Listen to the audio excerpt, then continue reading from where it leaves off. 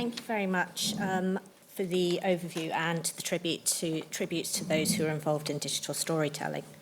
Our next talk is from Professor Simon Tanner, who's a Professor of Digital Cultural Heritage at College London, and he'll be talking about who is it for and why should they care, the balanced value impact model.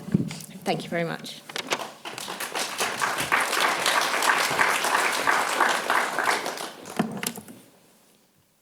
Thank you.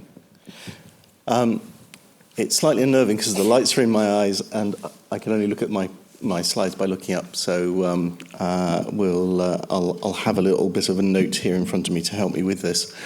Yes, so I'm going to talk today about how innovation can help you to be in an authentic cultural expression of your museum's values, and how to make meaningful community connections. And I'm going to come at this by talking about some challenges, and then I'm going to talk about the balanced value impact model. I mean, I'm engaged with that both as an academic at King's, but also I've recently become Executive Dean of Arts and Humanities at King's, which means I actually now am operationally responsible for a museum, the Science Gallery at King's, and all of culture at King's. So these are things, you know, this is genuinely stuff that I have to think about as well as from an intellectual and a how do we do it perspective. So let's start with some challenges.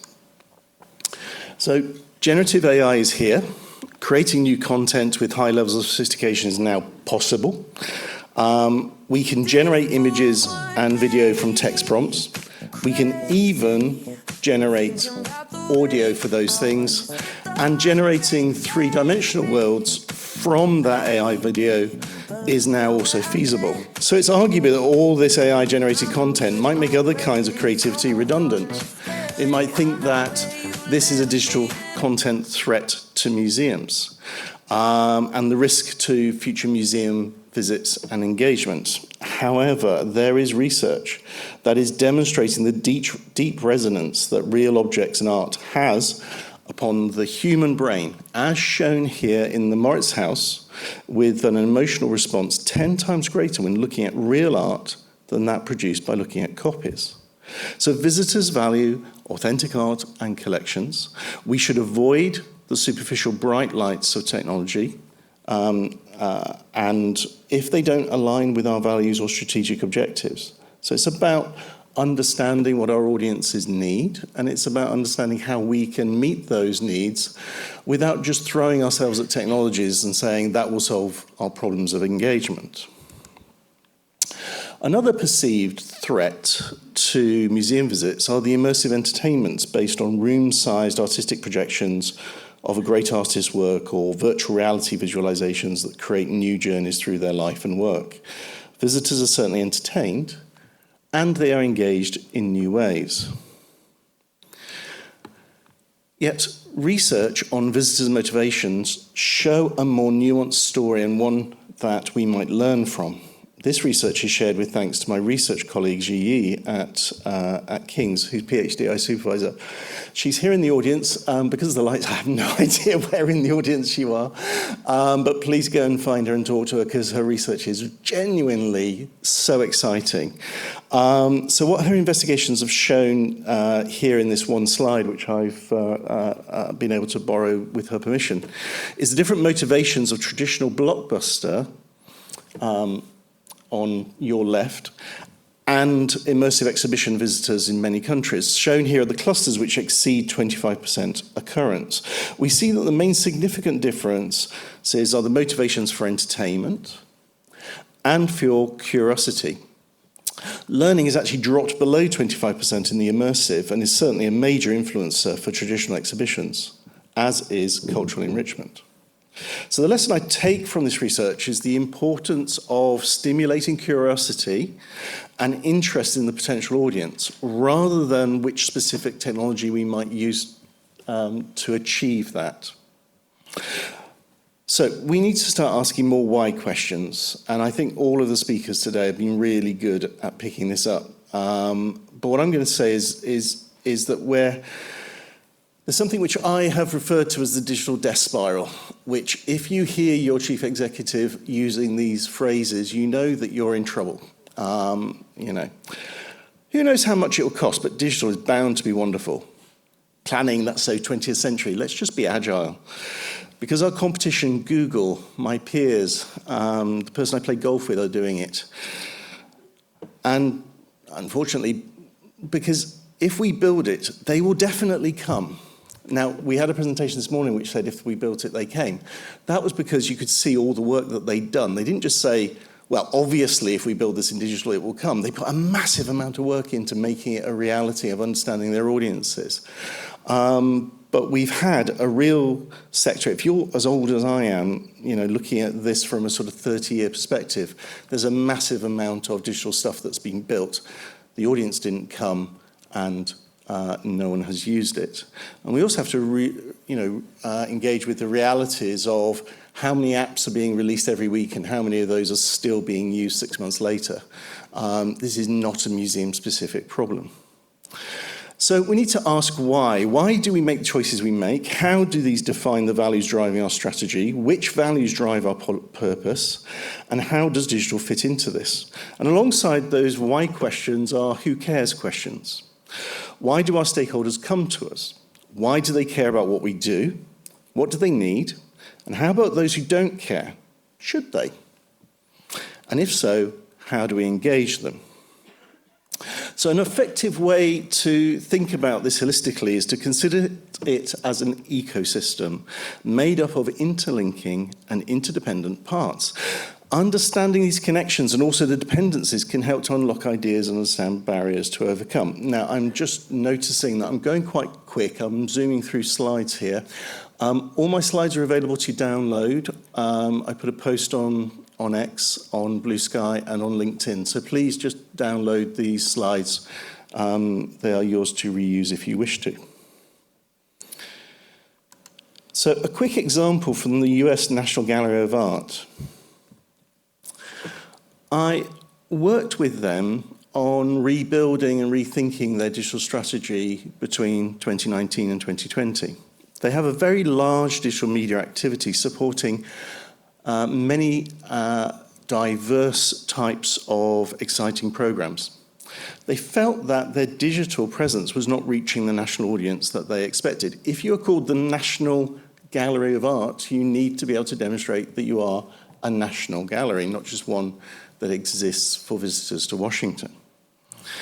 Unlocking their ecosystem revealed that some parts of the gallery were holding back the move towards more open glam principles, but that when we explored their values, it was somewhat artificial barriers.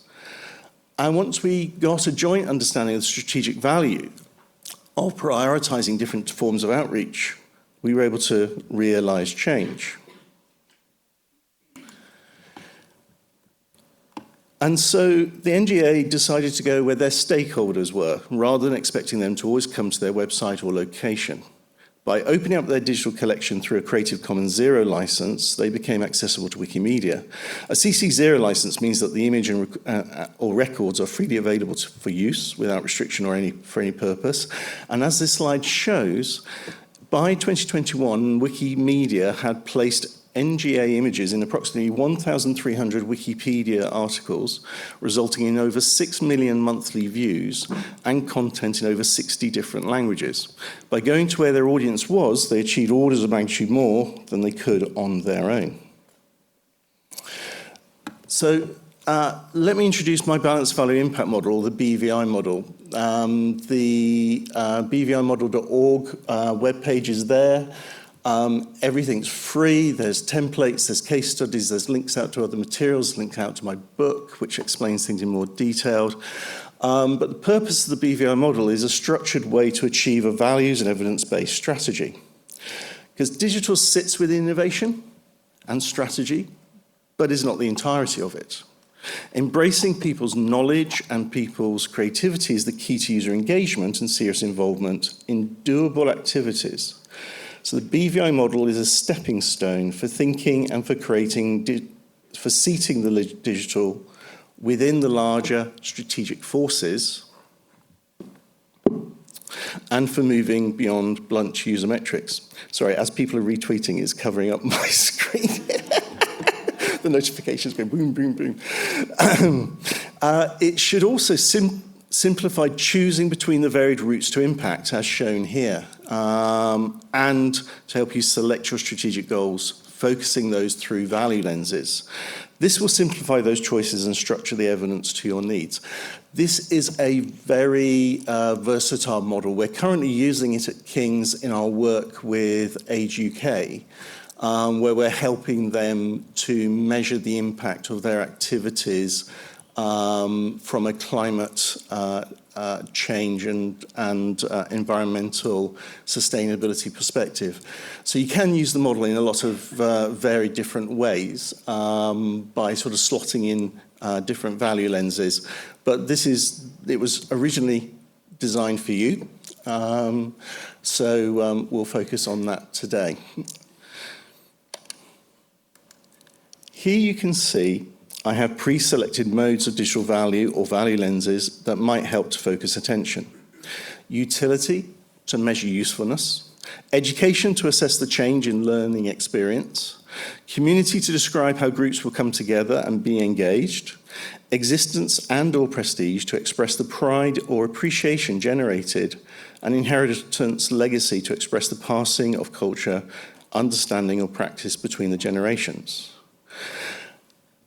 You could just use these value lenses as a thought tool within your organisation. I worked with the Bewley Motor Museum, and we used this as a provocation within a sort of strategic away day, because the trustees had one view of what the museum should be doing, and the curators and the people who were delivering digital had a different view, and they couldn't quite work out why they differed.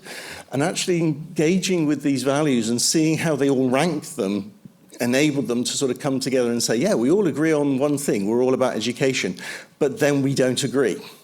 So that enabled them to sort of move forward in some areas and to sort of find a sort of common understanding, a ground truth for them to build from. So you can just use these things as thought tools. Now, the BVI model has been implemented by the Europeana Foundation, both in its own strategy and as a practical impact playbook. So every time you're using the impact playbook, you are playing in the zone of the BVI model. The Europeana playbook is a really useful sort of recipe for getting things done.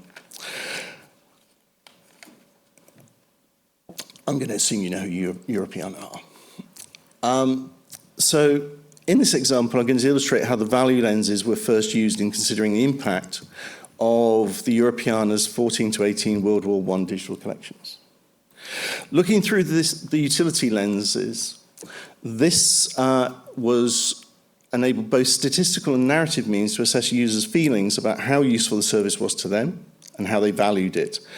So users valued it highly, but their reflections provided learning points for the next generation of online products and services. Beyond the is it useful, we might also consider how a resource could bring people together.